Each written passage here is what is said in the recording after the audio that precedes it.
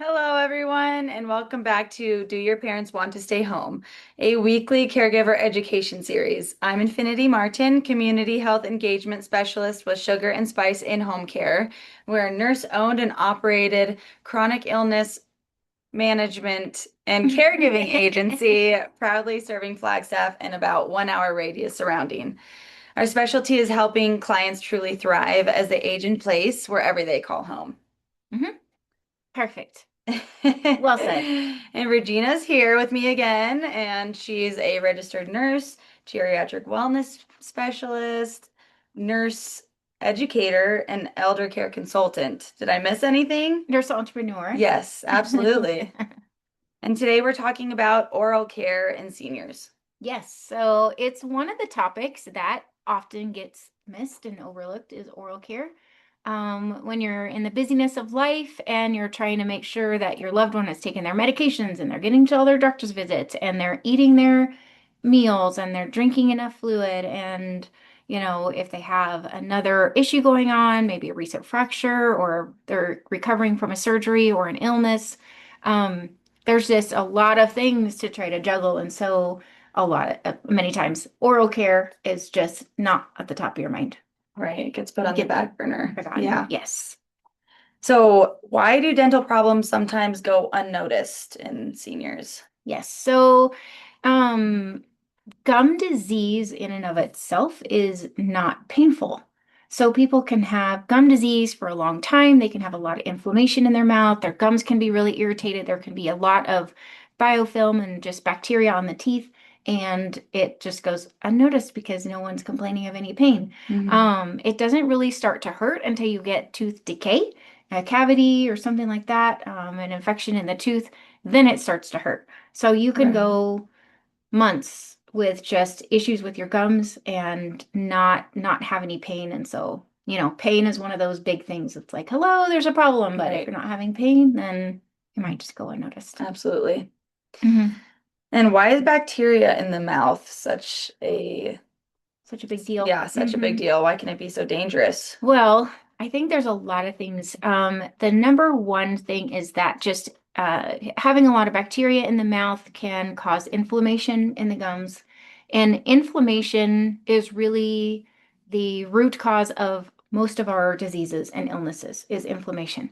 And they are finding out now that a lot of the problems in the mouth actually lead to causes in the body. Okay. So, for example, some of the top things that they're learning is that heart disease, diabetes, maybe even Alzheimer's can be a problem that originated in the mouth. Isn't Whoa. that crazy? Yeah, that is crazy. So, again, back to the inflammation. I was talking to a dental hygienist recently, and she was telling me that she can tell what is going on in the whole body just by looking in someone's mouth. Whoa. Yes, because it's a direct reflection of what is going on in the body. Okay. So if someone comes in and they've got a lot of gum disease, a lot of inflammation in the mouth, tooth decay, they probably have inflammation throughout their whole body. Mm, It's not just limited to their mouth. So I okay. was like, that's so crazy to think That's about. wild. Yeah. I hope you all are inspired today to take better care of your teeth Yes. after today, because you're going to learn a lot. So bacteria can lead to a lot of other problems as well that affect the rest of the body. One of those being pneumonia. So, if you have a loved one who is laying in bed a lot, or they're in a hospital situation where they're having to be in bed for the majority of the day, they are going to be at higher risk for aspiration. Or if they just have that problem already, maybe they've had a stroke, maybe there's something going on that's affecting their swallowing abilities and the Hmm. reflex and the strength in that. So a lot of times what aspiration is just when you swallow food or liquid down into your windpipe, basically your trachea, it goes into your lungs. And if you have a lot of bacteria just hanging out in your mouth, and then you're accidentally swallowing that down into your lungs, then you can Right. develop pneumonia, right? A Wow. bacterial-based pneumonia. So that's another reason to keep your mouth really clean. I can attest that being a nurse in the hospital, especially in the ER, brushing somebody's teeth was the last thing on my mind. Hmm. But for in-hospital care, it is really important. It's right up there with, making sure they get a bath every couple of days, making sure that their wounds are taken care of and their vitals are in a safe condition or safe range, all that other stuff. But also oral care is huge. It's very paramount. So for family caregivers who are trying to help somebody that they love stay in their home longer, oral care can be a challenge, right? Because it can be one of those things that gets forgotten right along with taking their meds and things like that. Mm-hmm. Um, Let me just look at my notes really quick. I guess other issues obviously would be if bacteria is in the mouth leads to tooth decay, leads to abscesses, which are big wounds in the gum area, can definitely cross that barrier, get into the bloodstream, and cause a system-wide infection. Wow. So you want to just be on top of that. Um, I guess also, if you just think about it, if somebody's got tooth decay, they're probably in pain and then they are not wanting to eat. So Mm-hmm. now you're struggling with somebody who maybe already doesn't eat well and now they're in pain. So now they really don't want to eat. Yeah.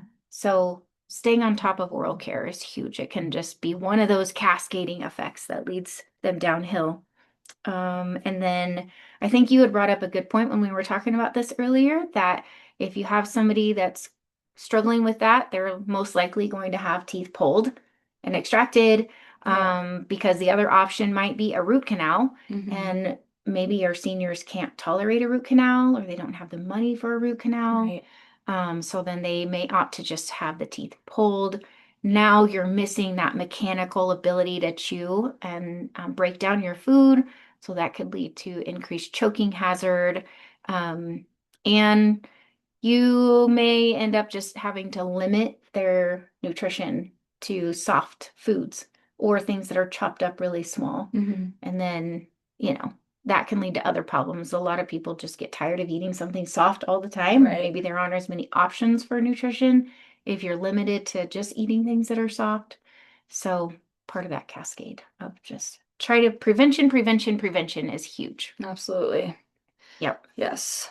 Prevention is key, everybody. So what does it mean that the gums are bleeding? So, again, my dental hygienist that I was talking to was describing this in that if you touched your cuticle and it just started bleeding, you'd be worried about that, right? Yeah. Be like, that is not normal. Shouldn't Mm-hmm. be bleeding. There's not a wound there. So again, it's the same exact thing for your mouth. If your gums are bleeding because you just brush your teeth, that is not normal. That means there is inflammation there. That means there's gum disease there. That means there's potential for tooth decay. So that means they need to be cleaned more, not less. Some people think like, oh, I'm disturbing something in my mouth. I need to back off. I'm making them bleed. I need to stop Mm-hmm. making them bleed. But that's the opposite of what you need to do. You actually need to clean them more, and that's going to cause more bleeding initially, but you've got to get that all that bacteria out of the mouth that's really making your gums angry in the first place. Mm-hmm. One little note though, is to also be aware if your loved one is on blood thinners. Bleeding gums can be the first sign that the blood is too thin and the clotting time is too long, and that can be the first place really. So if they're brushing their teeth, you know they have good oral care. You can tell by looking at their gums, they're not red and angry and inflamed and swollen. You can see that their teeth are mostly clean. And when they're brushing their teeth, they're just starting to bleed out of the blue, and that's not normal for them. Then that could be a sign that their blood thinners Mm-hmm. are their INR is what it's called that they measure. That's too high, and that it'd be a good time to get the blood checked and make Okay. sure that you're in the right parameter for the blood thinner. Okay. And then I know that there's some medications that cause dry mouth, which can lead to Yeah. problems as well. Yes, so dry mouth is a big problem. It can lead to tooth decay, bad breath. It also, if your mouth is dry all the time, it just makes it hard to talk. It Mm-hmm. makes it hard to chew and to swallow your food because everything's so dry. So yes, some medications to be aware of that can make that worse are allergy medications, medicines for depression, um, medicines for, sorry, blood pressure. Trying to think of some of the other ones. There was, oh, chemo, like chemo meds Oh, can make okay. your mouth really dry too. Asthma medications. Okay. So there is a good A lot. group Yeah. that can lead to dry mouth. So there are some solutions for that. One, obviously, is to encourage your loved one to drink water frequently. Try to keep the drinks low sugar because that can just lead to more tooth decay. But there's a handful of products out there. There's some over the counter, like Biotene is one of them. Biotene is available as many forms. They have it as a toothpaste, they have it as a mouth spray, they Mm. have it as a like a mouthwash. Um, and I think they might also have little lozenges that you can suck on, but they are lower in sugar than like sucking on a candy to keep Hmm. your mouth moist. So that's a better option. Okay. They also have ingredients in them that help prevent bacteria from growing in the mouth. So it works in both ways. It can help Hmm. keep the mouth moist. There's other medications that actually stimulate the salivary glands, and those you need a prescription for Oh, okay. to just make more saliva. But yeah, dry mouth is a big deal. What is it called? Biotin? Biotine, it's Biotine? yeah, Biotene. Yeah, Biotene. Okay. Biotene. Okay. Yeah. And that's available over the counter. Okay. Perfect. And so, for someone living with dementia, how might a dental visit look different? Yeah. Well, and I think it's important to just stay up on the dental visits for our seniors. Sometimes again, that can be, oh, they're fine, there's nothing going on. One more visit to the doctor, let's just mark that one off the list. Don't Yeah. do that. Stay effective with their dental checkups and their cleanings and their x-rays and all that. Usually insurance will pay for twice a year.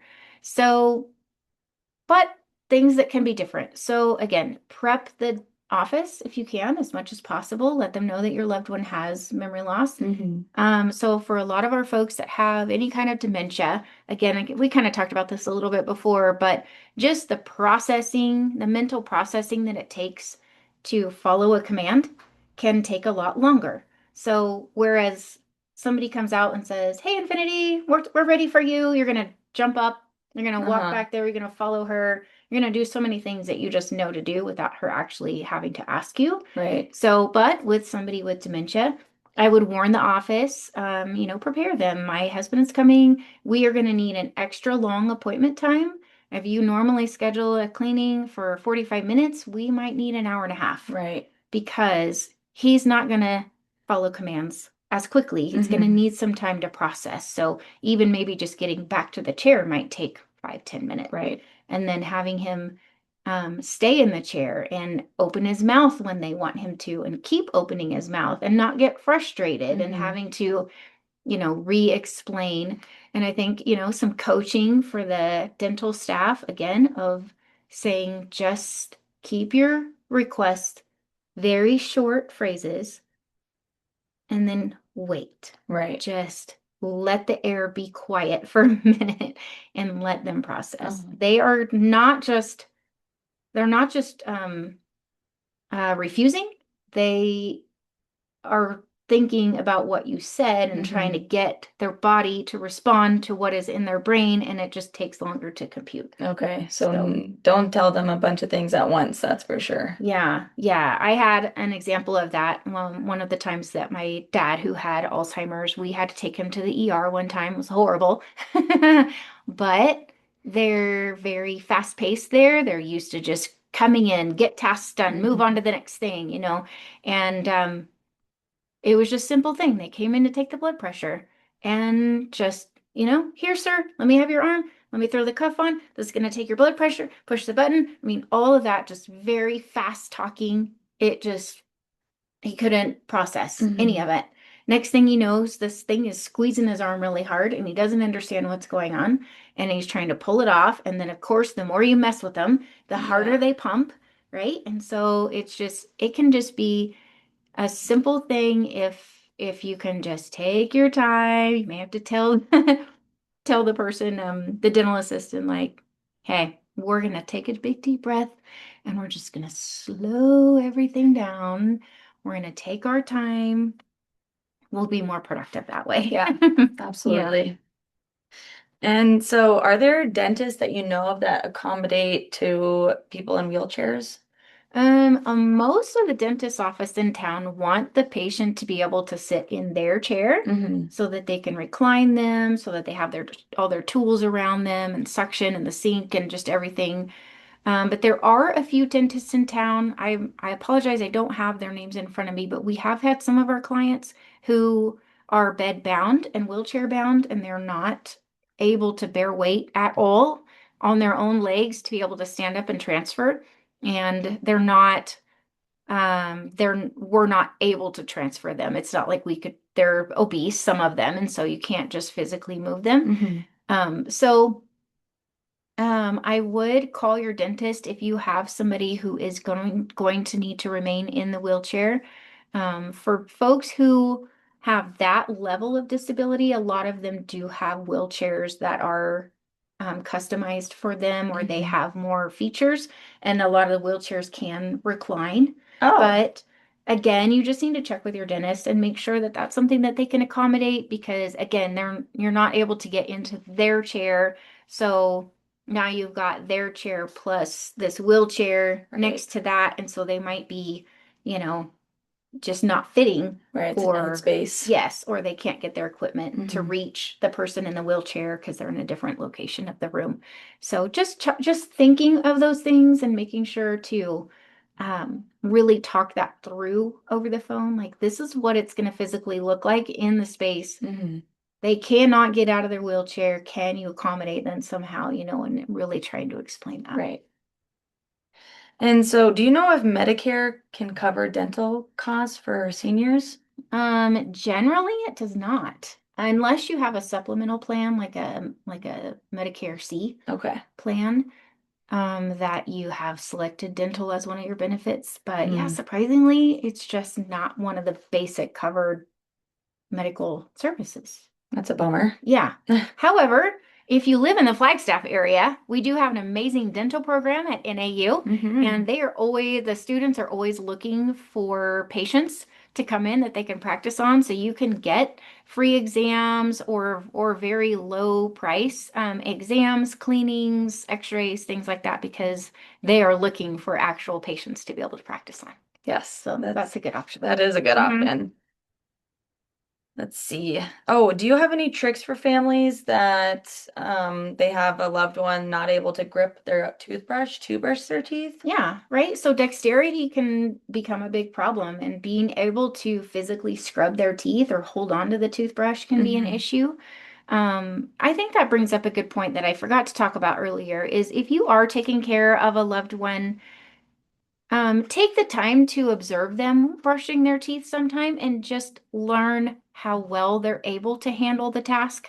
They may struggle with getting the toothpaste out. They might struggle with holding everything together. There's some little tools that we're gonna put a link on in the comments for our Facebook post, but there's like a little metal key device you can slide over the end of the toothpaste and then just roll it. Okay. That can help to get the toothpaste out really easy.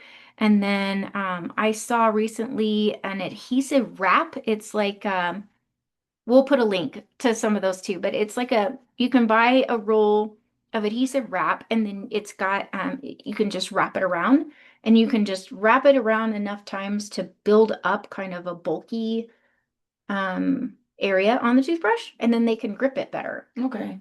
The dental hygienist that I was talking to you about, she also recommended taking like a tennis ball or some kind of like a squeezy stress ball and poking a hole in it, if it's not the gooey kind. Right. And and then poking the toothbrush through that. Sometimes that can give them something to grip.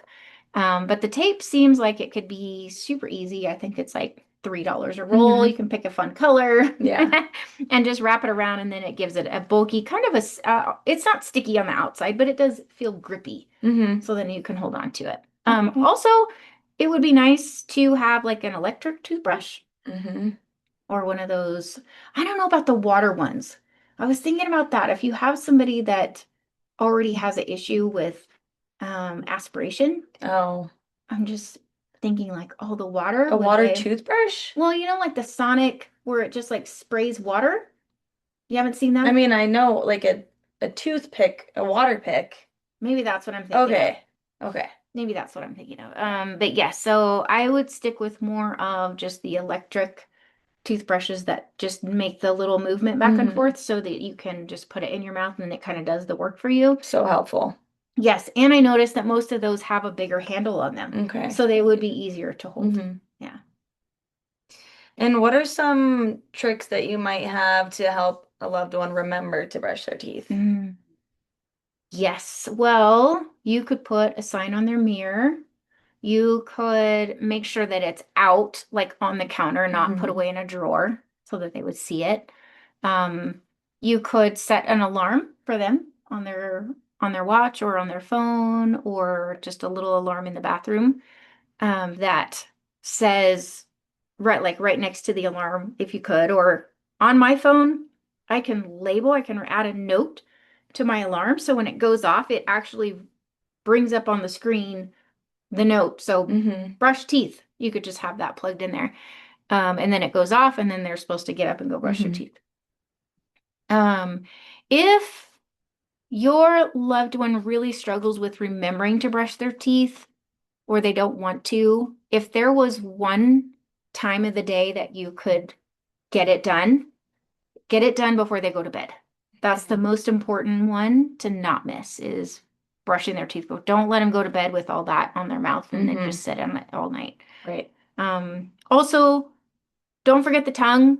They make tongue scrapers that might be easier to use than a toothbrush scrubbing their tongue, but Hmm. it's like a little U-shaped tool that they can just use to scrape their tongue with, just to Okay. keep that bacteria off their tongue. Right. Yeah, that's super important too. Yeah.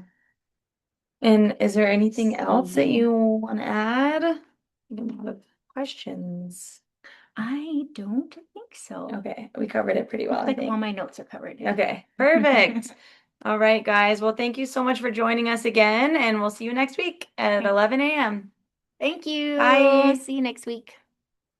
There we go. Hold on, I'm getting it.